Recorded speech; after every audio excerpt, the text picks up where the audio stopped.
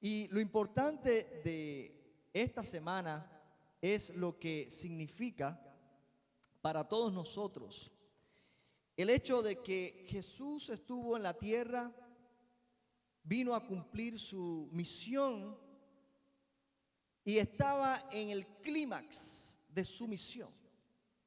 Todo lo que hizo fue importante, su nacimiento fue importante, pero su nacimiento no tiene ningún sentido, no tiene ninguna relevancia si no llega esta semana. Porque la finalidad de su nacimiento era esta semana. Por tanto, esta es una semana significativa para el ministerio de Jesús. Y lo es para toda la cristiandad en la historia. Recordamos esos últimos acontecimientos que llevaron finalmente a Jesús a la cruz del Calvario, donde parecía ser una derrota, pero que en realidad era el propósito por el cual Él vino a este mundo, a dar su vida. Hoy vamos a reflexionar en este tema, pensando en dualidad. Dualidad habla de dos cosas que suceden al mismo tiempo. Jesús está entrando en Jerusalén, está entrando de una manera peculiar y esa entrada significa una celebración. Ese día cuando Él entra en Jerusalén hay gran expectación en el pueblo, hay gran alegría en el pueblo, hay exaltación en el pueblo, hay alegría y esperanza. Sin embargo, a la misma vez, Jesús estaba a punto de enfrentarse a algo terrible, a algo que traería sufrimiento para Él. Pero también Jesús estaba conociendo que la motivación del pueblo al alabarle, exaltarle, quizás no era la motivación correcta. Jesús está en medio de una celebración y está en medio a la misma vez o frente a un gran sufrimiento que le vendría. Claro, su mirada, su enfoque estaba en la parte final, en su triunfo final. Dualidad porque había celebración y sufrimiento al mismo tiempo. En la palabra del Señor, si vamos a Mateo capítulo 21, los versículos del 8 al 9, otra vez se nos narra en esta porción cómo fue ese día. Hubo varios acontecimientos que precedieron a la entrada triunfal de Jesús en Jerusalén. Y fueron acontecimientos que empezaron a prender la chispa, la llama de odio en contra de Él y de fama también, de popularidad de Jesús. Ustedes recordarán que Jesús resucitó a Lázaro. Eso fue un escándalo. Un hombre que llevaba días ya sepultado, su cuerpo hedía, estaba ya pudriéndose en el sepulcro y aún así Jesús lo resucita. Eso fue un escándalo, eso se llegó a conocer en todas partes y la popularidad de Jesús en ese tiempo estaba por los techos. Ahora se enteran de que Jesús va a Jerusalén. Y mucha gente solamente al oír de que Jesús iba a Jerusalén, allí se reunieron un montón de personas, incluso venían de otros pueblos a ver a Jesús, porque sabían que Él iba a entrar en Jerusalén. Y dice Mateo 21, versículos 8 al 9, y estoy leyendo en la versión Reina Valera contemporánea. La multitud, que era muy numerosa, tendía sus mantos en el camino y otros cortaban ramas de los árboles y las tendían en el camino. Tanto los que iban delante como los que iban detrás lo aclamaban diciendo: Hosana al Hijo de David, bendito el que viene en el nombre del Señor, hosana en las alturas. Aunque este es un evento de celebración, también, como dije al principio, tenía una connotación de sufrimiento y tristeza que había que enfrentar para obtener el bien mayor, para obtener la finalidad. Había una realidad que había que enfrentar.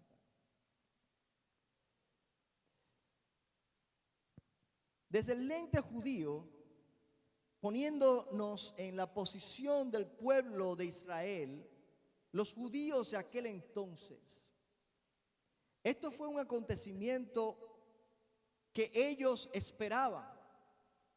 Ellos estaban esperando a un Mesías que fue profetizado desde la antigüedad. Por ejemplo, el profeta Zacarías 9:9 dice: llénate de alegría, hija de Sión, da voces de júbilo, hija de Jerusalén. Mira que tu rey viene a ti, justo y salvador y humilde, montado sobre un asno, sobre un pollino, hijo de asna. El pueblo de Israel esperaba al Mesías, pero esperaba un Mesías diferente del Mesías que realmente había venido. Ellos esperaban a un Mesías que los libertaría del yugo opresor, pero un Mesías político, un Mesías que vendría a ocupar el trono. Y más aún cuando dicen: bendito el que viene en el nombre del Señor, el Hijo de David. Entonces están señalando a un rey de la descendencia de David que estaba supuesto a ocupar el trono, que ahora en ese momento estaba siendo ocupado por otra nación. El pueblo de Israel esperaba a un Mesías, pero ese Mesías lucía muy diferente al verdadero Mesías profetizado. Lo que pasa es que no entendieron desde el principio de qué se trataba. Muchas veces las expectativas nuestras no están alineadas con la realidad. Y en el caso de Israel, sus expectativas estaban la mayor parte de las veces por un lado y la realidad era por otro. La ley fue dada, como hablábamos el domingo pasado, con un propósito, y el pueblo de Israel tomó otro camino. La ley era simplemente una sombra de lo que venía, que era Cristo, pero llegó Cristo y no lo conocieron. Siguieron con la sombra. Las expectativas del pueblo de Israel casi siempre estaban fuera de la línea, no estaban alineadas con lo que Dios había prometido. Una expectativa de liberación, una expectativa de posición política, si podemos decirle. Esta liberación significaba que Jesús iba a entrar a Jerusalén, iba a ocupar el trono. Sin embargo, no sucedió así. Y quizás eso explica la decepción del pueblo judío o en Jerusalén en ese tiempo, porque vemos un cambio rotundo en la misma semana. Esa misma gente que estaban gritando: Hosana al Hijo de David, bendito el que viene en el nombre del Señor. Cuando ellos vieron que Jesús no ocupó el trono físicamente, cuando ellos vieron que Jesús más bien había sido apresado y que estaba en manos del gobernador, ellos dijeron: esto es un joke, están jugando con nosotros, este no es el Mesías. Se decepcionaron porque esperaban algo diferente de lo que Dios había prometido. Ellos no entendieron por completo. Y ellos no entendieron porque no prestaron atención, como decíamos el domingo pasado. Ellos no prestaron atención. Por lo general, un rey entraba, cuando iba a ocupar el trono, entraba a la ciudad, y sí, entraba y la gente salía y gritaba Hosana y tendía sus mantos y palmas y ramas para que pasara el rey. Pero por lo general ese tipo de rey que ellos esperaban no venía montado en un burro. Venía montado en un caballo bello que hablaba de imponencia, de grandeza, de autoridad. Pero Jesús vino, según la profecía, vino montado en un burro, en un asno. Y eso habla de la humildad de Jesús. Eso habla de que no he venido a derribar imperios, no he venido a ocupar tronos, he venido a derrotar las huestes de maldad. He venido a tomar el trono de sus corazones. Jesús vino con humildad, no vino con un espíritu de conquista. Él vino a conquistar. Si vino a conquistar algo, era el corazón del pueblo. Pero como dice claramente Juan, a lo suyo vino, pero los suyos no le conocieron, no le recibieron. Los suyos no le recibieron. Entraba Jesús en Jerusalén, y mientras él entraba montado en ese burro y escuchando a la gente, es difícil a veces saber más allá de lo que uno ve con nuestros ojos físicos. Hay gente que quiere saber el futuro y van con un oscurantista y quieren averiguar el futuro, pero déjeme decirle, gracias a Dios nosotros solamente sabemos lo que necesitamos saber en el momento. Porque conocer mucho también nos carga. Conocer más de lo que nuestros ojos físicos pueden percibir también nos llena de carga, de preocupación. Así que cuando el Señor nos dice vive cada día, un día a la vez, en realidad nos está librando de tantas cosas. Nos está librando de la preocupación, que la preocupación significa ocuparnos antes de que algo suceda. Dios nos invita a confiar en Él cada día. Pero Jesús conocía más allá de lo que los ojos físicos y el entendimiento humano podían llegar. Jesús sabía lo que ocurriría el viernes. Jesús sabía quiénes de esa gente que estaba gritando Hosana también iban a gritar crucifíquele. Jesús en su corazón había dolor, había tristeza de pensar en eso. Pero también había tristeza de pensar de que ese pueblo no entendía. Y hoy reflexionábamos en la casa acerca de eso. Porque sí, Dios tendrá misericordia en un momento del pueblo de Israel. Pero ¿saben qué? Ellos vieron las señales. Ellos vieron a Jesús haciendo milagros. Ellos vieron a Jesús resucitando muertos. Ellos vieron a Jesús dándole vista al ciego, levantando al cojo, sanando al leproso. Ellos vieron a Jesús sacando demonios. Ellos vieron a Jesús haciendo milagros. Y mire, cuando el Señor le permite ver un milagro, hermanos, eso es una responsabilidad que tenemos. Porque cuando nosotros vemos la mano de Dios obrando, cuando Dios se muestra en nuestras vidas, más cuenta vamos a tener que dar. Más cuenta vamos a tener que dar. Porque el Señor nos ha permitido percibir su poder. Y el pueblo de Israel, por lo menos aquellos que estaban en Jerusalén, pudieron ver a Jesús haciendo lo que nadie nunca había hecho. Si pudiéramos decir que no tenían excusa para no creer, para no creer. No tenían excusa. Sin embargo, fueron rebeldes. Siguieron el camino de la ley. Siguieron el camino de las obras. No aceptaron al Mesías, no recibieron al Mesías porque no cumplía con sus expectativas.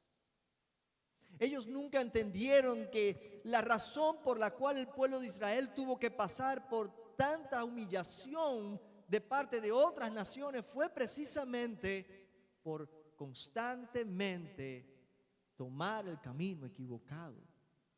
No entendían. Y Jesús estaba ahí, entrando. Y me imagino que había tristeza y alegría al mismo tiempo. Por eso hablamos de dualidad. Porque Jesús al mismo tiempo estaba visualizando la victoria final en la cruz.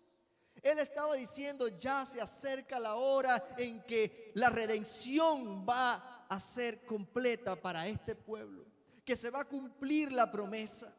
Ya pronto no habrá más condenación para aquellos que creerán en mi nombre y que creerán el sacrificio.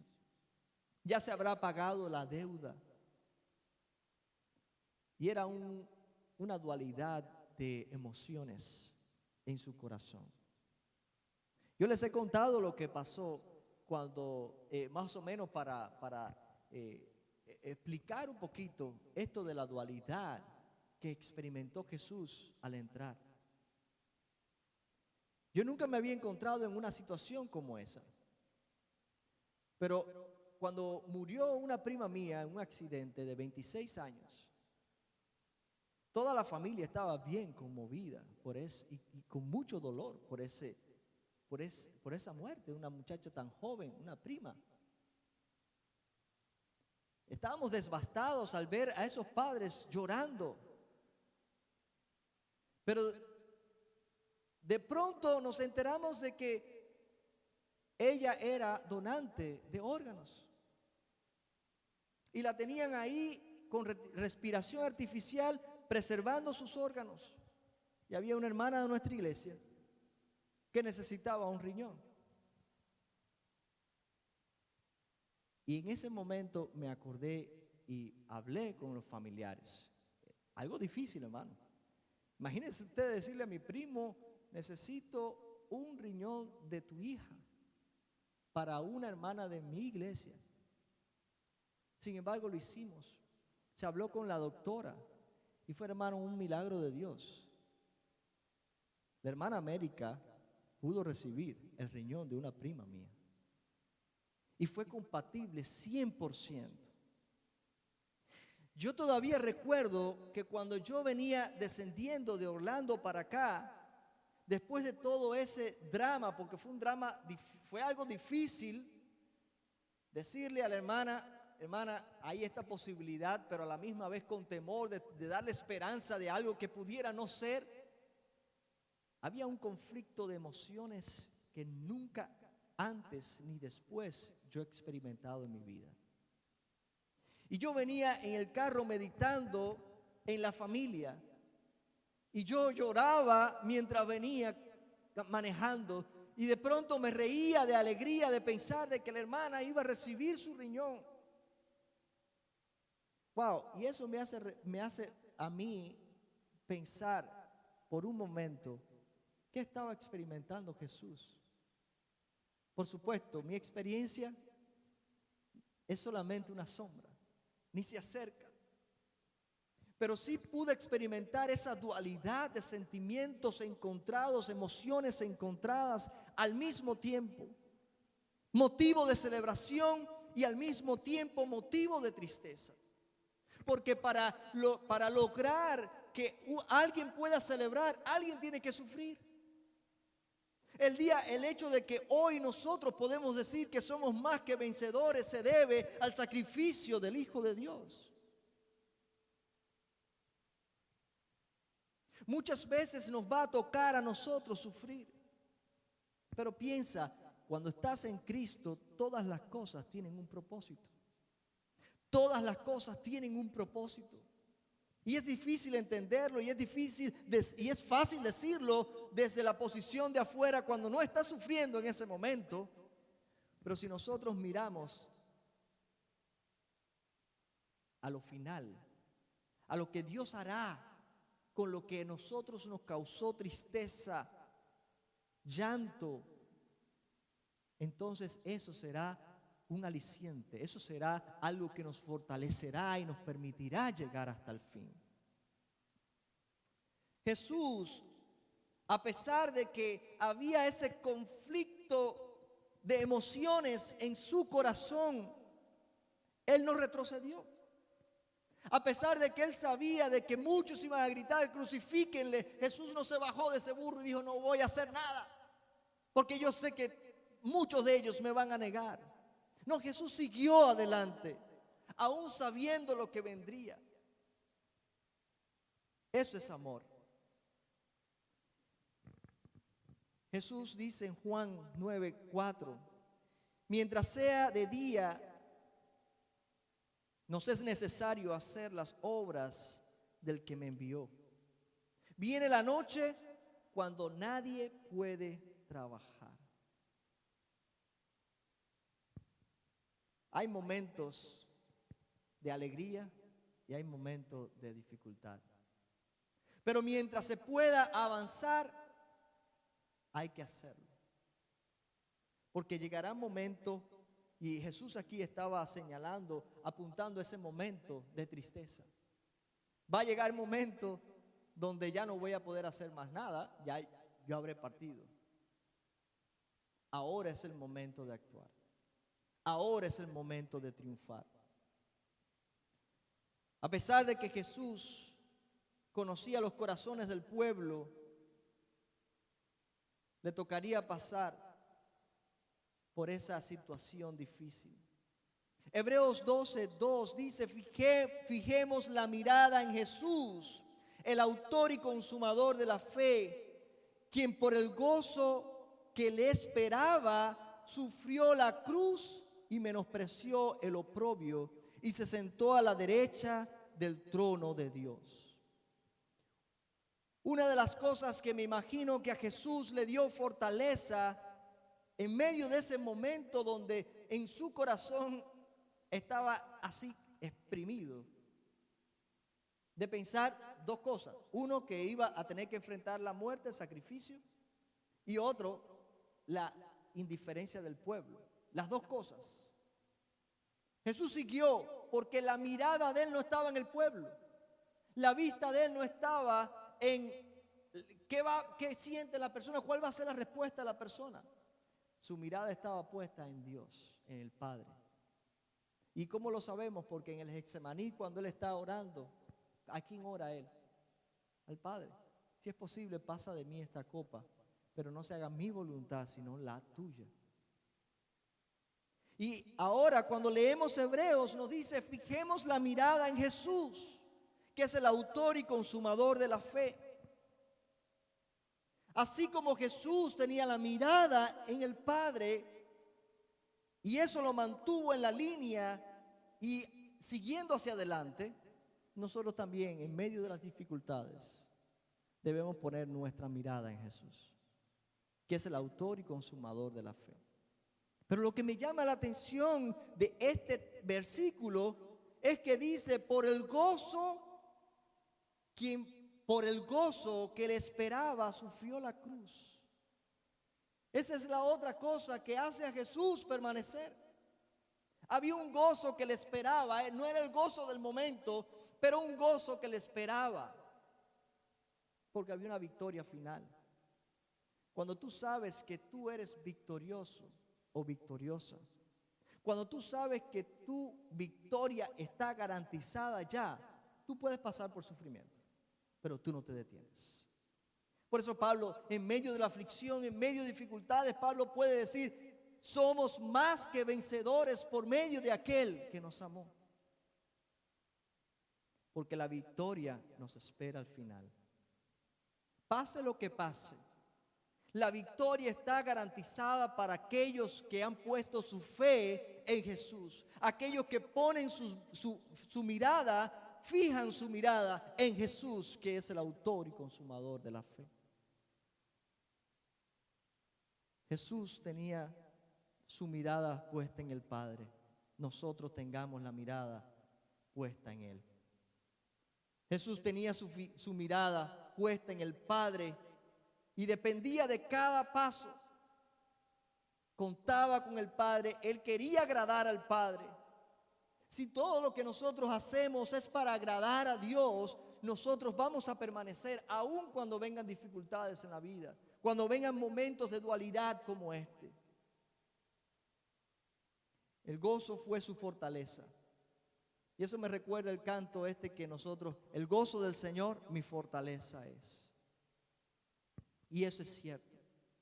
Ese es el gozo que el Señor nos da en medio de la aflicción. Aunque Jesús sabía que la mayoría que ese día estaban alabándole le iban a negar, su amor por ellos fue más grande que el dolor, el resentimiento, la decepción. El amor cubre multitud de pecados. El amor puede lograr milagros. El amor hizo posible nuestra salvación porque de tal manera amó Dios al mundo. Y por eso fue que vino su Hijo a morir por nosotros. Si nosotros pudiéramos amar con esa clase de amor, el mundo hoy fuera diferente. Pudiéramos ver más milagros ocurrir en nuestras congregaciones. Nosotros pudiéramos estar más dispuestos a renunciar a nosotros mismos, como lo hizo Jesús montado en ese burro aquel día. Él estaba renunciando a su derecho. Él estaba renunciando a quien era. Él no tenía que estar haciendo eso, pero lo hizo por algo, y eso fue por amor. El amor lo mantuvo en el camino. Santiago 2:13 nos dice: pues a los que no tienen compasión de otros, tampoco se les tendrá compasión cuando sean juzgados, porque la compasión prevalece sobre el juicio. Me gusta más la otra versión. La misericordia triunfa sobre el juicio. La misericordia de Dios triunfa sobre el juicio. Todos nosotros estábamos bajo condenación. Todos nosotros estábamos bajo condenación. Pero la gracia y la misericordia de Dios hizo posible nuestra salvación.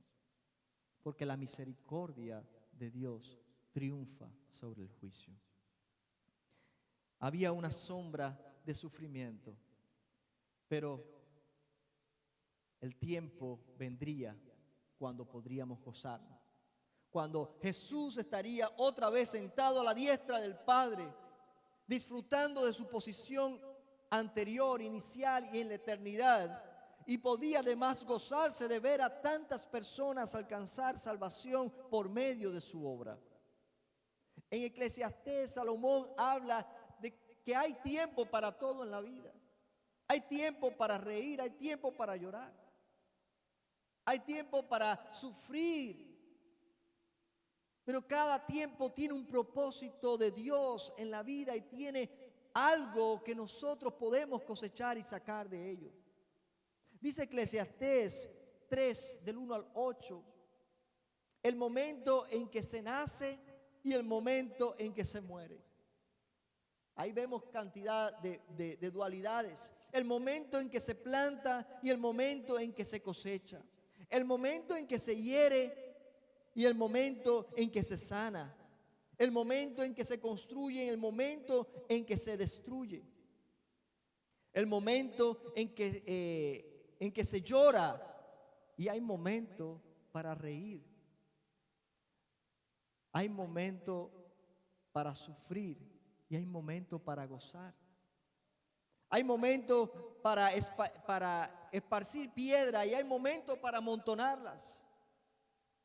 Hay momento para bienvenidas, pero también momento para despedidas. Hay momento para buscar y otros momentos para perder. Hay momento para guardar. Hay momento para desechar. Momento para romper y momento para coser. Momento para callar y momento para hablar. Hay momento para amar y momento para odiar. El momento de hacer guerra y el momento de hacer la paz. En la vida llegarán momentos para cada una de estas cosas.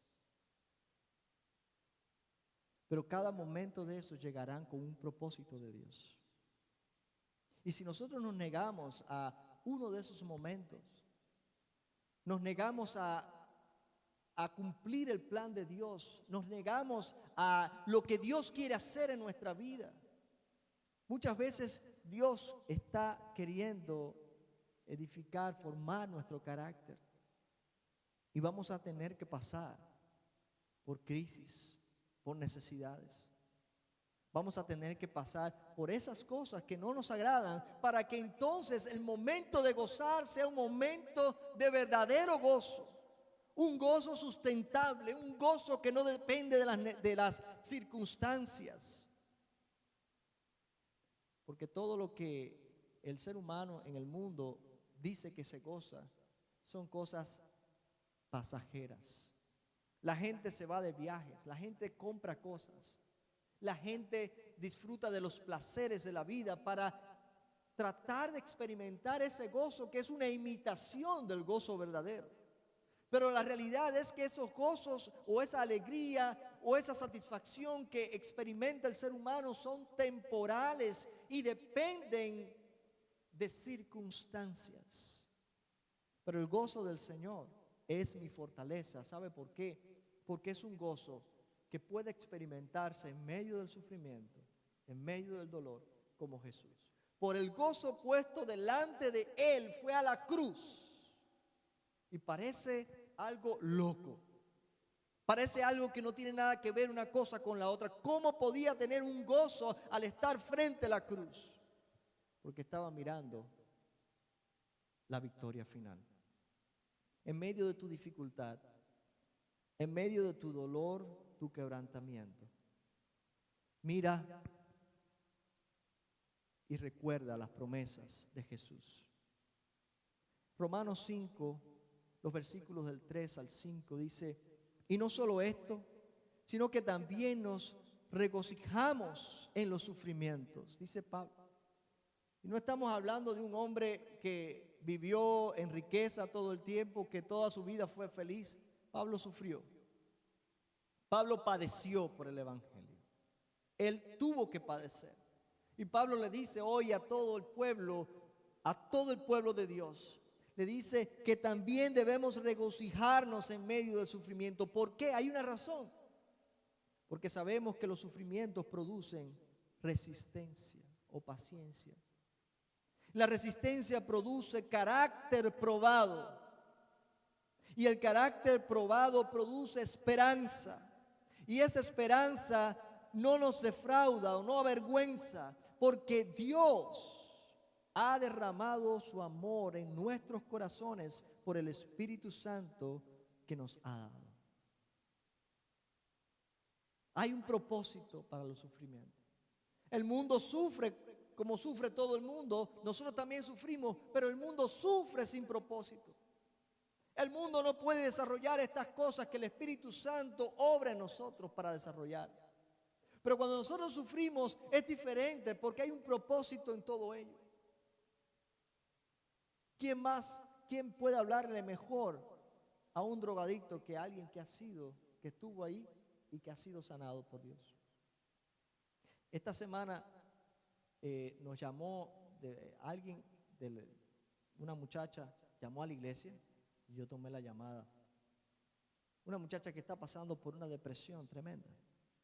Una joven de alrededor de 20 y tantos años, no me acuerdo. Joven. ¿Sabes por qué era la depresión que estaba experimentando? Por causa de un aborto. Ella abortó pensando resolver un problema y resultó que el problema se hizo mayor. Porque resolvió un problema pero buscó otro. Y eso es una de las cosas que no le dicen a las mujeres que van allí a hacerse un aborto. Más bien no le dejan ni ver a la criatura que tiene en su vientre. Es rápido, vamos a proceder con todo esto bien rápido antes que se arrepienta. Pero no le dicen toda la verdad. Y la realidad es que esa muchacha está experimentando un tiempo de depresión por causa de un aborto. Yo le decía a ella, ¿sabes qué? Si tú crees en Dios, si tú pones tu confianza en Dios, Dios puede levantarte y sanarte, Dios te perdona. Si tú confiesas, tú reconoces que lo que hiciste fue un pecado, Dios te perdona, Dios te restaura. Y más que eso, con tu experiencia, tú puedes decirle a otras mujeres y alertarle para que no hagan eso que tú hiciste. Dios puede usarte. Dios puede usar su sufrimiento. Dios puede usar su dolor para alentar a otras. Eso mismo le dije yo a Luis, que está con nosotros en los grupos de impacto todavía. No ha podido venir los domingos por causa del trabajo. Pero yo le decía a él también, ¿quién mejor que tú puede hablarles a personas que que están en tu situación?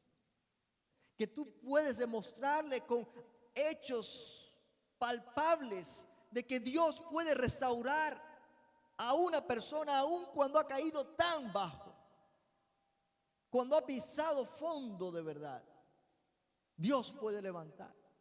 Entonces, hermanos, ustedes pueden ver cómo Dios puede usar nuestras aflicciones, nuestros dolores, nuestras experiencias negativas y hacer de ellas un testimonio poderoso, hacer de ellas un ungüento para pasarle a tantas personas que están en necesidad.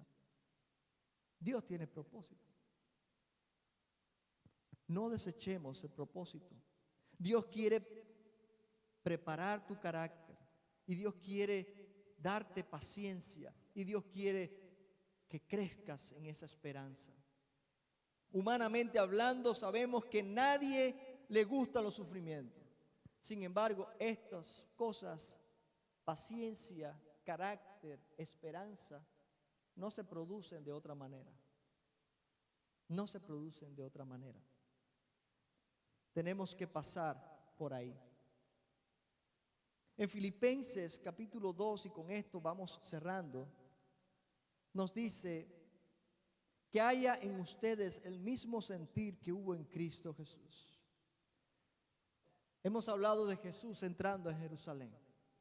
Hemos estado reflexionando en Jesús, enfrentándose a esa dualidad de emociones, sentimientos, que muchas veces a muchos de nosotros nos paraliza. Nos quedamos ahí estancados, no damos un paso más o decidimos retroceder. Pero Jesús siguió adelante. ¿Qué debemos hacer nosotros? Que haya en nosotros, en ustedes, dice, el mismo sentir que hubo en Cristo Jesús, quien siendo en forma de Dios no estimó el ser igual a Dios como cosa a que aferrarse, sino que se despojó de sí mismo. Es en ese momento cuando nosotros tenemos que despojarnos también de nosotros mismos y cubrirnos con Dios, cubrirnos con el propósito de Dios. Morir a nosotros para que Cristo viva en nosotros. Fíjense, es lo mismo que Jesús hizo. Nosotros, la Biblia nos está llamando, Pablo nos está llamando a seguir el mismo camino de Jesús, el mismo ejemplo de Jesús. Él no estimó el ser igual a Dios como cosa a que aferrarse, sino que se despojó a sí mismo, tomó forma de siervo y se hizo semejante a los hombres. Y estando en la condición de hombre, se humilló a sí mismo y se hizo obediente hasta la muerte y muerte de cruz. ¿Cuántos de nosotros pudiéramos decir, voy a ser fiel hasta la muerte? Y eso es lo que la Biblia nos dice. Sé fiel hasta la muerte y te daré la corona de la vida. Apocalipsis. Sé fiel hasta la muerte. ¿Cuántos de nosotros tenemos fe a morir? No fe de que vamos a morir, sino fe al punto de estar dispuesto a dar su vida por Cristo y por el Evangelio. Si nuestra fe no llega ahí, hermanos, nos quedamos muy por debajo. Porque van a llegar momentos en la vida en las cuales le van a pedir a usted o van a presionarle para que usted niegue su fe. Y si usted no tiene esa determinación ahora, cuando llegue ese momento, rápidamente usted va a negar a Cristo. Sé fiel hasta la muerte. Porque Él se hizo obediente y obediente hasta la muerte y muerte de cruz. Pero ¿qué viene al final? Versículo 9. Por lo cual, ¿por qué? Porque se hizo fiel hasta la muerte, porque estuvo comprometido con el plan de Dios. Por lo cual, Dios también lo exaltó hasta lo sumo y le dio un nombre que es sobre todo nombre, para que en el nombre de Jesús se doble toda rodilla de los que están en los cielos y en la tierra y debajo de la tierra, y toda lengua confiese que Jesucristo es el Señor, para gloria de Dios el Padre. Humildad ante la adversidad es el secreto. Humíllate ante Dios. Humillarnos ante Dios significa renunciar a nosotros y dejar que Él gobierne nuestras vidas, que Él sea quien nos guíe. Entonces, hermanos, resumiendo finalmente, Jesús entró en Jerusalén como la profecía lo decía, pero el pueblo esperaba a otro Mesías. Parece que estoy haciendo un poema. Jesús entró en Jerusalén como la profecía decía, pero ellos esperaban a otro Mesías. Eso no estaba planificado. Y por eso Jesús tuvo que enfrentarse a una dualidad de sentimiento, emociones. Jesús tuvo delante de él la opción de parar ahí mismo y no ir a la cruz. No tenía que hacerlo, pero al hacerlo se estaba negando a él mismo, porque él también era parte del plan. Pero Jesús siguió adelante con la mirada puesta en el Padre, enfocado en obediencia al Padre. Él se humilló porque estaba mirando el triunfo final. Él siguió adelante porque él no estaba haciendo eso solamente para los seres humanos. Él lo estaba haciendo para agradar al Padre, para complacer al Padre también. Y él lo estaba haciendo, lo que otra cosa que lo llevó a él hasta el final fue su amor, porque su amor fue más grande que el odio de quienes lo odiaban. Su amor fue más grande que la decepción que él mismo pudo experimentar. Así que, hermanos, poniendo nuestros ojos en Jesús, el autor y consumador de la fe, sigamos adelante al premio del supremo llamamiento en Cristo Jesús. No retrocedamos. Tengamos una fe firme a morir. Sé fiel hasta la muerte. Porque Jesús se humilló a lo sumo y se humilló y fue a la cruz. Allí conquistó nuestra salvación. ¿Cuántas cosas podremos conquistar nosotros cuando somos fieles? ¿Cuántas cosas quizás Dios quiera hacer con nosotros? Pero si no hay un compromiso total, no hay una determinación firme en tu vida, difícilmente pueda lograrse algo. Hermano, Dios tiene algo grande que hacer contigo. El sábado compartíamos en la casa con los muchachos también en nuestro devocional y hablábamos de cómo Dios prepara a alguien para lograr grandes cosas. Hablábamos de Esther. ¿Cuántos tiempo antes tuvo, qué preparación incluso desde que la primera reina fue quitada de su posición? Todo eso era plan de Dios para que Esther pudiera estar en el trono, en el poder, en la posición de influencia. Y Mardoqueo le dice, ¿quién sabe si has llegado al trono para un momento como este?